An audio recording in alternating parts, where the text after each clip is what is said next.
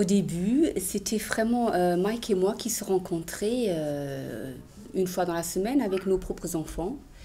Et on allait dans la nature et on faisait des petits jeux et on jouait avec nos propres enfants.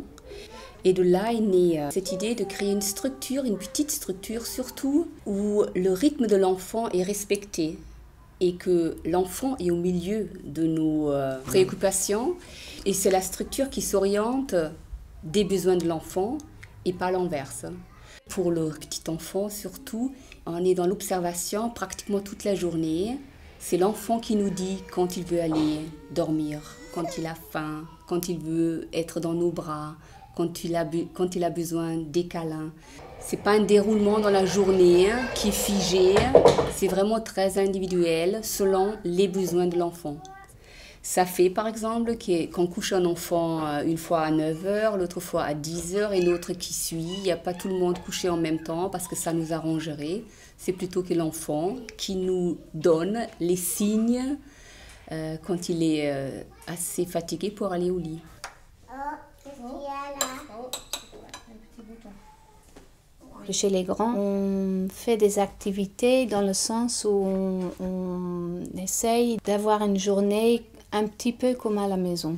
Par exemple, on fait le linge ensemble, on fait le pain, on fait la vaisselle, le jardin, c'est très important aussi. Et les enfants, s'ils veulent, peuvent regarder ou même aider, mais c'est pas du tout quelque chose de rigide ou d'imposé.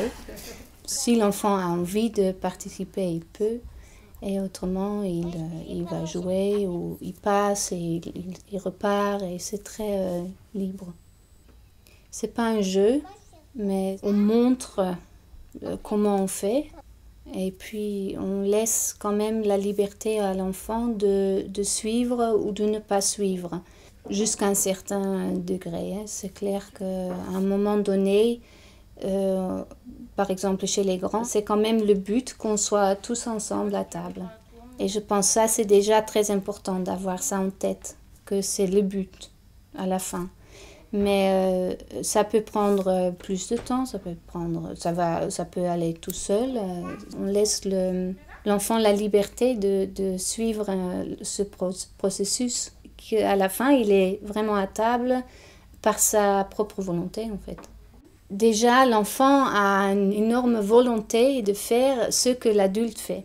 S'il voit l'adulte faire la vaisselle, c'est sûr qu'il veut aussi faire la vaisselle. Ça, c'est une impulsion naturelle de l'enfant de faire comme l'adulte fait. Ça stimule énormément la volonté. Parce que s'il a la chance ou s'il a la possibilité de participer avec des activités très concrètes de la vie de tous les jours, ce besoin, il peut vraiment aller jusqu'au bout. C'est important de prendre le temps, d'avoir le temps de faire des choses. Alors si on va dehors, c'est tout le processus qui rentre en jeu. C'est le moment où on sort de la salle pour aller dans l'entrée, pour mettre tout ce qu'il faut mettre et de ne pas être pressé. Et du coup, tu donnes à l'enfant la possibilité de participer. Bon, tout doucement, on peut demander d'un enfant, dans différentes phases de développement, de faire certaines choses lui-même. Alors, d'avoir le temps, ça c'est primordial.